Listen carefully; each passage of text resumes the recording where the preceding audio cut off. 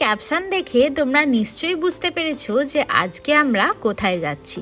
সারা সপ্তাহ তো কাজের মধ্যে কোনোভাবে কেটেই যায়, কিন্তু সপ্তাহের একটা দিন, একটা ছুটির দিন যদি বাইরে ঘুরতে বেরোতে না পারি, মনটা যেন কেমন খুঁতখুঁত করে। তার উপর কিছুদিন হলো এই বাইকটা আমাদের নতুন মেম্বার হয়েছে, তাই একে নিয়ে যদি একটু ঘুরতে না বেরোই তাহলে এরও তো মন খারাপ করে, তাই না? তাই ভাবলাম আজ রবিবার ছুটির দিনে একটু সামনাসামনি কোথাও ঘুরে আসা যাক। আমরা যাচ্ছিলাম সেবকের রাস্তা হয়ে, আর সেবকের এই কালী মন্দিরটা খুবই ফেমাস, খুবই জাগ্রত। আমার অনেক দিনের ইচ্ছা আছে যে এখানে এসে একবার পুজো দেবো, কিন্তু সময় আর হয়ে ওঠে না।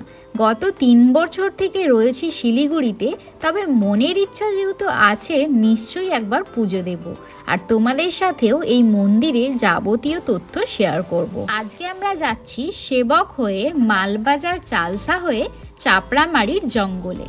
শিলিগুড়ি থেকে সেবক হয়ে চালসার দূরত্ব হচ্ছে 74 কিলোমিটার, আর শিলিগুড়ি থেকে লাটাগুড়ি হয়ে চালসার দূরত্ব হচ্ছে 80 কিলোমিটার। আজকে আমাদের যেহেতু বেরোতে একটু দেরি হয়ে গেছিল, তাই এই 6 কিলোমিটার পথ কমানোর জন্য আমরা সেবকের রাস্তাটাই নির্ধারণ করলাম। এখন আমরা যাচ্ছি করোনেশন ব্রিজের ওপর দিয়ে। এই ব্রিজটা এখানের খুবই পুরনো দিনের একটা ব্রিজ, আর এখান থেকে তিস্তা নদীটাকে খুব সুন্দর দেখায়। অন্যান্য সময় এই শীতকালে তিস্তা নদীর জল একদম গাঢ় সবুজ থাকে, কিন্তু এবছর যেহেতু তেমন একটা বৃষ্টি হয়নি, তাই জলটা একটু ঘোলাটে টাইপের হয়ে রয়েছে। এই করোনেশন ব্রিজ থেকে একটু সামনের দিকে এগোলেই একটা ভিউ পয়েন্ট পড়ে, যেখান থেকে এই ব্রিজটাকে খুব সুন্দর দেখতে লাগে। সম্পূর্ণ ব্রিজটা এখান থেকে তোমরা দেখতে পারবে, আর ছবি তুললে এই জায়গাটা থেকে খুব সুন্দর আসে। তবে আজকে আমরা যখন বেরিয়েছিলাম তখন আবহাওয়াটা খুব সুন্দর ছিল। যত বেলা গড়াচ্ছে তত আবহাওয়াটা কেমন জানি একটা হয়ে যাচ্ছে, মনে হচ্ছে খুব ঝেঁপে বৃষ্টি আসবে, তাই আবহাওয়ার জন্য ছবিটা অতটা পরিষ্কার আসছিল না। এরপর পাহাড়ি রাস্তা ছাড়িয়ে আমরা ক্রমশ এগিয়ে যাচ্ছিলাম সমতল রাস্তার দিকে। রাস্তাটা অনেকটাই, দূরত্বও অনেক, কিন্তু গাড়িতে যেতে দুজনে একসাথে বেশ ভালোই লাগছিল, খুব সুন্দর উপভোগ করছিলাম। আর সত্যি কথা বলতে এই গাড়িটা অনেক ভালো, চেপেও খুব আরাম, এবং গাড়িতে দূরত্বটা একদম বোঝাই যাচ্ছিল না।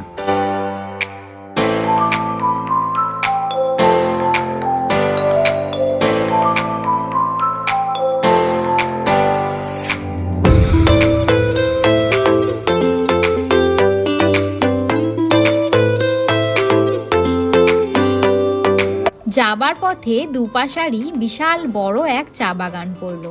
আমরা দাঁড়িয়ে পড়লাম এখানে ভিডিও আর ছবি তোলার জন্য। জায়গাটা ভীষণ ভালো লাগছিল দেখে। ছবি আর ভিডিও তোলার পর আমরা আবার রওনা দিলাম মালবাজারের দিকে। আর আকাশের আবহাওয়াটা একদমই খারাপ হয়ে আসছিল। দুপাশারই পাহাড় রয়েছে, কিন্তু এখান থেকে পাহাড়গুলো একদমই দেখা যাচ্ছিল না, কারণ একদম মেঘলা হয়ে গেছিল আবহাওয়াটা। জানি না ক্যামেরায় বোঝা যাচ্ছে কি, তবে চারপাশটা একদম ধোঁয়ার মতো হয়ে গেছিল, কিছুই দেখা যাচ্ছিল না। অনেকটা পথ বাইকে ফেলে আসার পর আমরা ঢুকছিলাম ওতলাবাড়ি হয়ে মালবাজারের দিকে।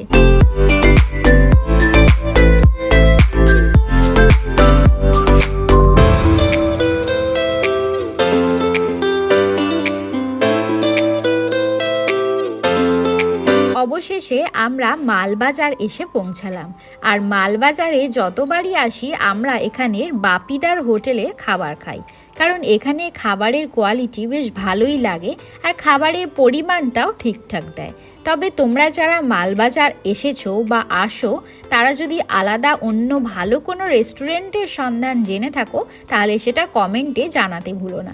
আমি মেনুটা এখানে তোমাদের সামনে তুলে দিলাম দাম সহ, যাতে তোমাদের একটা আইডিয়া হয়।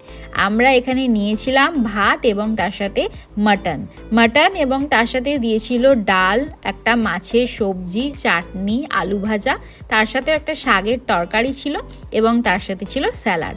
সব মিলিয়ে দুজনের টোটাল থালি পড়েছিল আমাদের 802 টাকা। আমরা এখন এসে দাঁড়িয়েছি চালসা মোড়ে। এখান থেকে বাঁদিকে গেলে পড়বে সুনতালি খোলা, ডান দিকে গেলে পড়বে লাটাগুড়ি, আর সোজা গেলে চাপড়ামারির জঙ্গল হয়ে আলিপুরদুয়ার। আজকে আমরা যাচ্ছি চাপড়ামারির জঙ্গলের দিকে।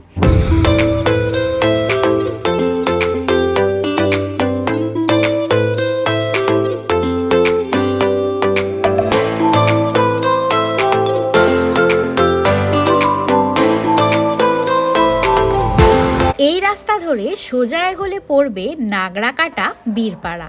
আর তোমরা যারা নিয়মিত আমাদের ভিডিও ফলো করো তারা দেখে থাকবে কিছুদিন আগে আমরা গিয়েছিলাম লাল ঝামেলা বস্তিতে, যে জায়গাটা ছিল অপূর্ব সুন্দর, আর সেটা এই পথ ধরেই যেতে হয়।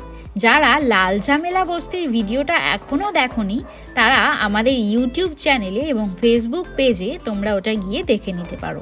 লিংক আমি ডেসক্রিপশন বক্সে অ্যাড করে দেবো।